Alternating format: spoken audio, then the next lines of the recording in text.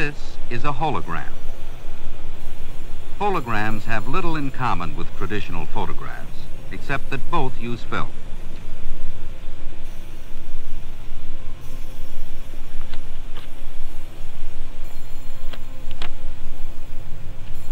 Holograms can create completely three-dimensional pictures, and every piece of the film can reconstruct the entire image.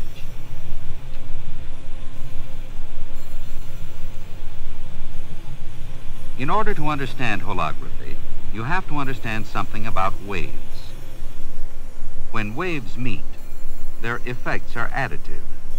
When two crests meet, we get an increased effect. But when crest meets trough, their effects cancel out. This interference effect is important in holography.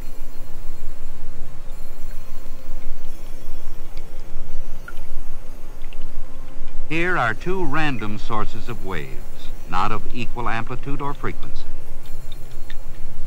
If we make a time exposure of their shadows, the image is completely washed out because nothing remains in place.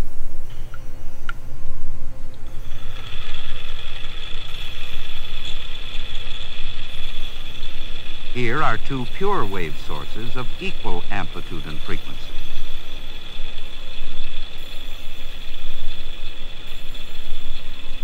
Notice the areas of motion and calm in the water. A time exposure looks like this. As long as the frequency and amplitude of the two sources are constant, an interference pattern will be formed wherever they cross.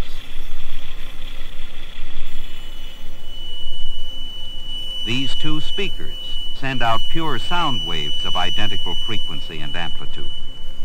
The microphone records areas of calm and motion.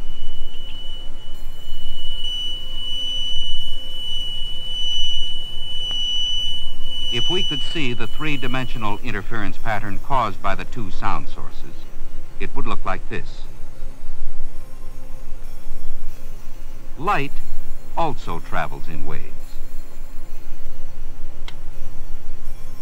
What happens when two light beams cross? Interference of light waves should produce bands of light and dark, but we see none. In general, when two white light beams cross, no visible interference pattern is produced. A red filter will help to make the light monochromatic.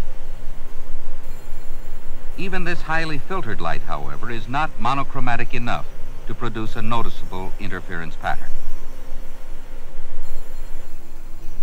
Let's examine the light source. While our water and sound waves are in step with one another, the light bulb produces light of many wavelengths, which are not in step with one another.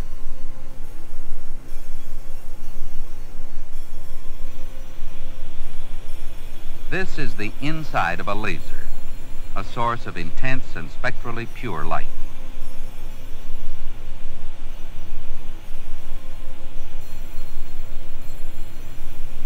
The laser emits light waves more monochromatic than any filtered light source.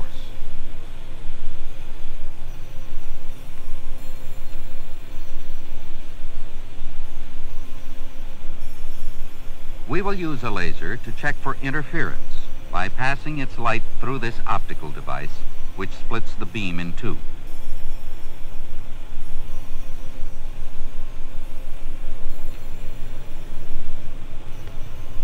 The interference should appear as bands of light and dark.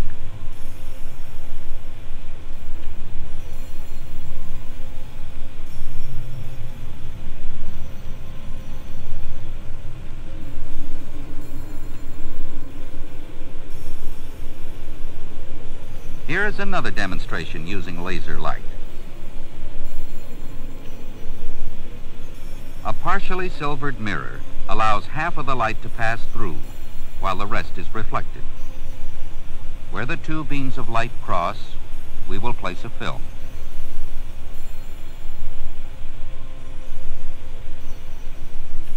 Notice the camera has no lens.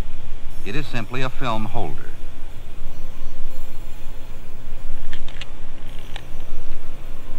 This will be the path of the light.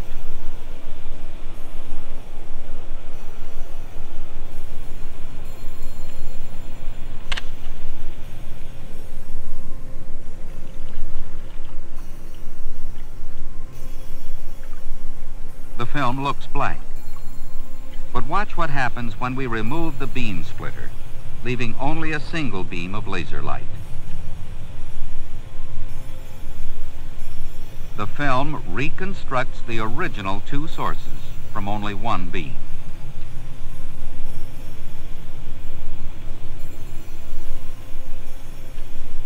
How did this happen? Within the film emulsion, areas are exposed as light waves move through. Where the wave fronts cross each other, the silver emulsion is exposed. The developed emulsion is essentially a thick diffraction grating.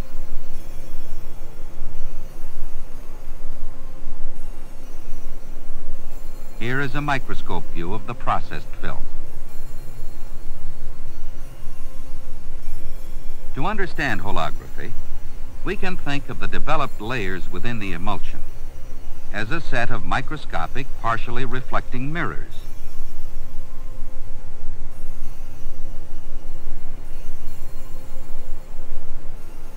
This film was exposed with two beams, interfering with a third.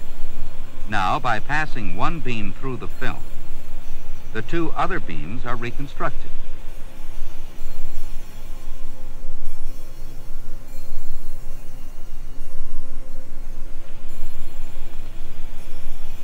If this car were illuminated with a laser, every point on it would reflect some laser light. This is how a hologram is made. Part of the beam is used to illuminate the car. We'll call this the object beam. A second beam, called the reference beam, shines directly on the emulsion and interferes with the light reflected from every point of the car.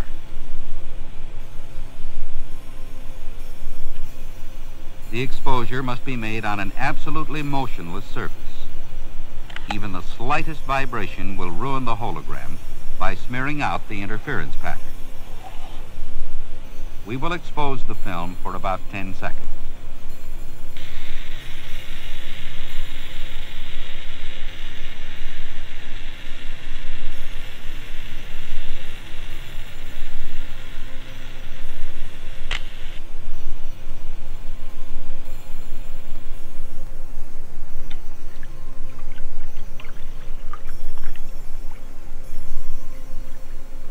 The film looks blank, but through a microscope we can see interference patterns which bear no resemblance to the real car.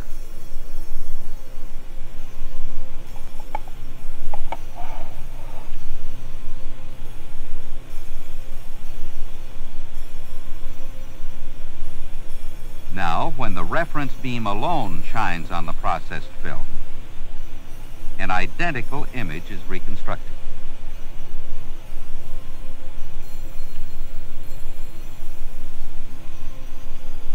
Here is an explanation of what happened inside the emulsion.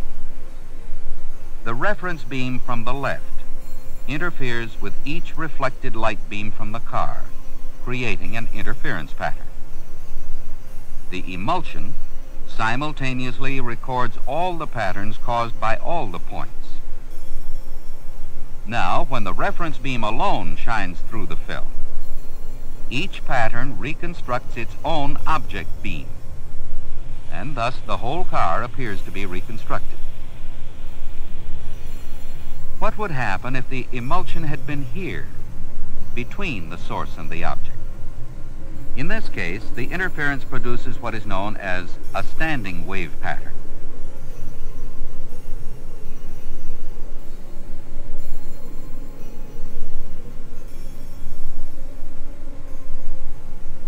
These are standing waves.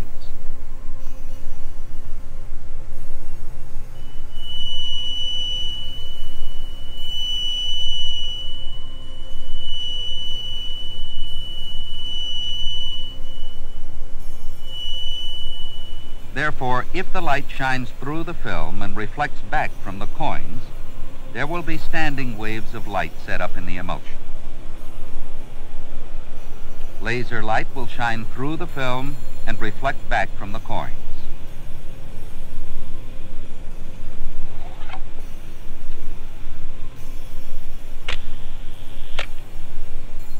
An ordinary white light is used to view this hologram.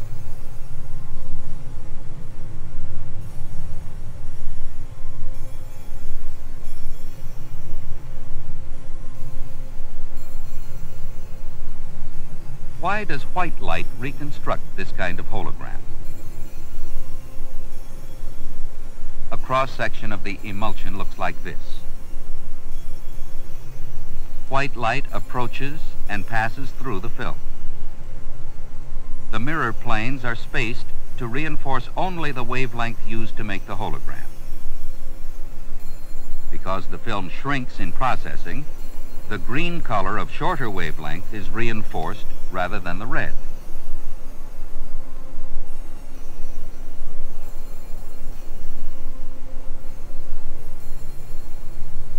Here is another white light hologram.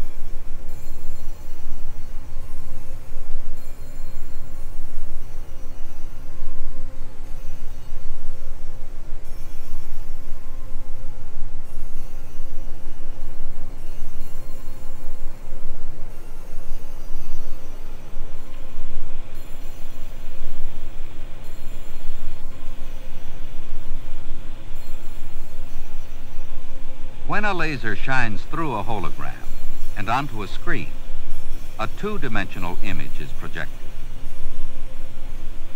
Even a small fragment can project the entire image.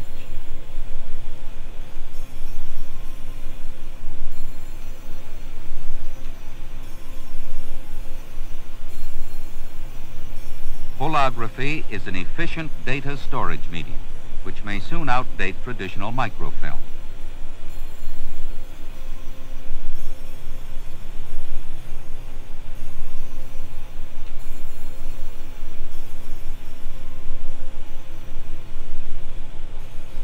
Here is a two-channel hologram. Two scenes have been recorded at different angles on the film. The channel is selected by tilting the film. The lens in the holographic reconstruction actually works.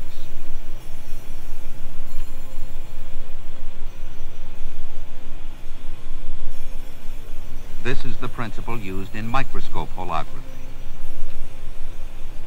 A slide is placed in front of the final element of a microscope. Later, movable lenses will be able to act with the lens in the hologram, allowing us to selectively focus on any point within the slide. Through holography, structural flaws can be seen in solid objects. The dark lines show a stress pattern. By aligning the real object with a hologram image of it, a tap of the finger can be shown microscopically bending the steel.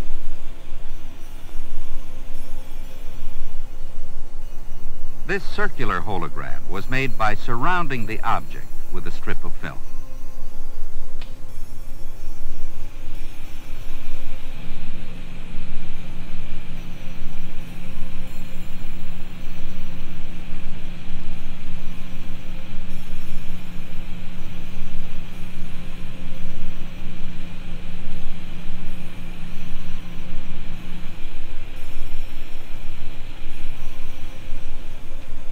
There are an increasing number of practical laboratory applications of holography.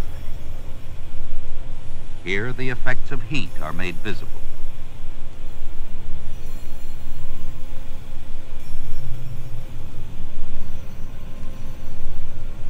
Even very subtle heat effects are clearly visible.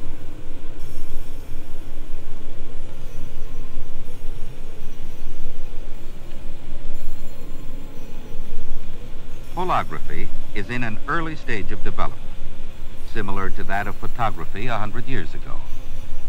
Yet already artists have found in holography a new medium of expression.